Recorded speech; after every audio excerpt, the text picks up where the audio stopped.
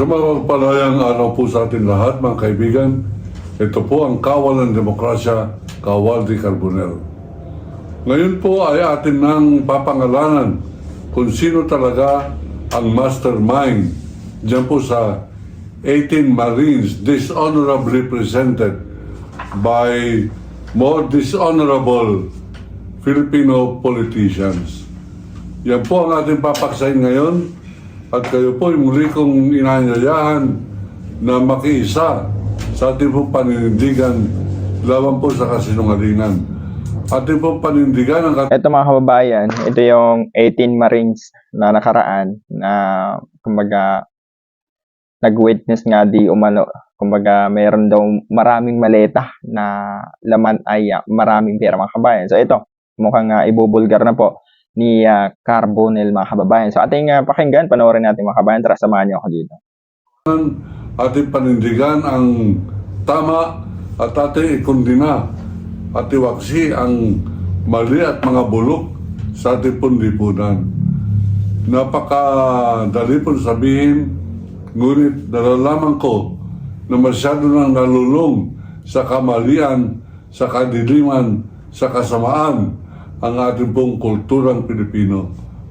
Ngayon mga kaibigan, sa ating pong mga impormasyon na nakakalap, meron po nagsabi sa atin kung sino talaga ang mastermind nitong 18 marino na ito na dapat pong ikahiya ng bansang Pilipinas.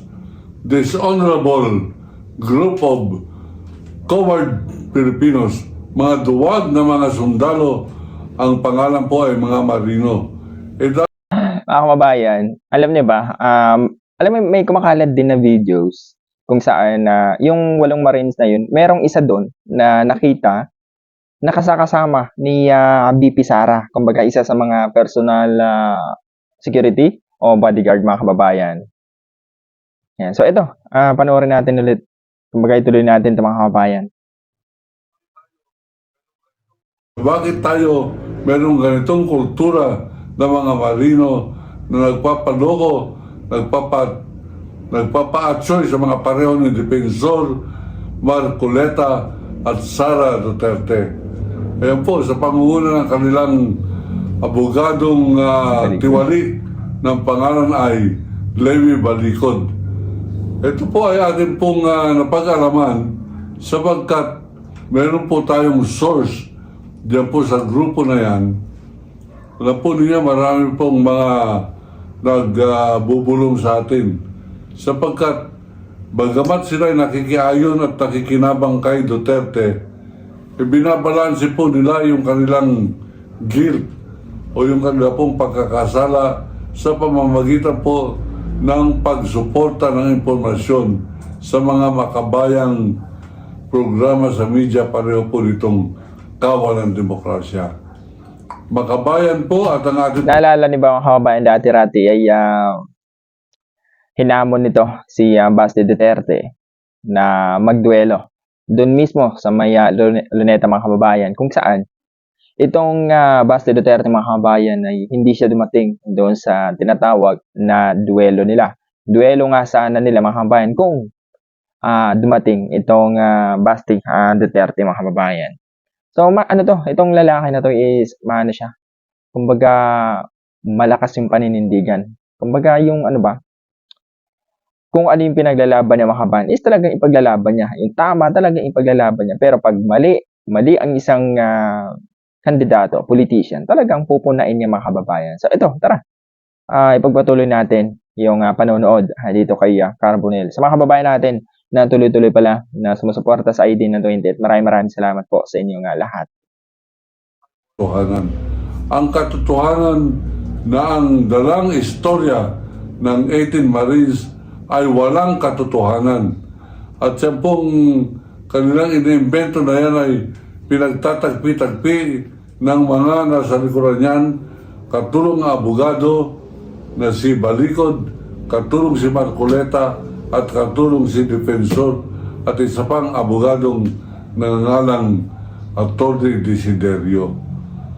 Yan po ay abogado naman, abogado ni Sara Duterte na nang siya ay alkalde pa lamang ng Davao City. Sa mga tuwid, ito pong 18 Marines na ito, matagal na po itong pinaplano nila Duterte. At ito ay kanilang tinatiming, ngunit sapagkat ito ay walang katotohanan, hindi po nila mape-perfect ito pong kasinungalingan na ito, sukdulan. Ultimong si Laila de Lima ay kanilang inaamin na nagbigay sila ng pera kay Congresswoman Laila de Lima nang siya ay hindi pa Congresswoman. Hindi pa siya Congresswoman sapagkat naging Congresswoman lamang siya 1925. Iyon po sa kanilang sinumpang salaysay, nag-deliver sila ng 6 na maleta, 35 million pesos bawat isa kay De Lima. Si De Lima, hindi pa po congresswoman yan. At palagay ko, noon niya lamang natatamo ang kanyang kalayaan nang ang mga huwes ay na konsyensya na at huminto na po sila ng kanilang ginagawang pagririgodon o sa tuwing sila ay ma-appoint bilang huwes na mag-try na mandidinig ng kaso ni De Lima, sila po ay nagre-resign at bago po sila mapalitan upang tumagal si De Lima sa kulungan ay hindi po nila agad nilalagyan ng kapalit na huwes. Ang pagkakamali nitong grupo nila Marcoleta at Defensor, itong tambalan ng mga dishonorable politicians, mga kaibigan, abay, sapagkat mali ang kanila pong mga isinusulong, napakalaking mali ang kanilang nagagawa. Halimbawa, yung kanilang paggamit sa pangalan De Lima para masira si De Lima sa impeachment ni Sara, sinasabi ng bias, sinasabi na nilang nabayaran habang siya ay hindi pa congresswoman, wala pa siyang pakialam sa impeachment sapagkat nanalo siya 2025, ngunit binayaran siya di umano sa So, yung mga kababayan, hanggang doon lang So, grabe tong na to. Itong yung 18 Marines na to, mga kababayan. Kasi kita niyo naman sa palagay niyo ba, mga kababayan, hindi ba yun strategy nila para siraan lalo itong administrasyon? Kasi kung mga kababayan, di sana noon pa sana sila lumitaw, mga kababayan. Ngayon magugulat ka na lang, may bigla-bigla lilitaw, di ba? So yun po, comment po dito sa baba kung kayo po ay naniniwala doon sa mga 18 Marines na kumbaga pinaparatangan nila yung mga politician o ibang politician, mga kabayan, na nakatanggap, di ba? So yun po, like and share and subscribe, ID na 28. Maraming salamat po sa lahat ng mga nanonood.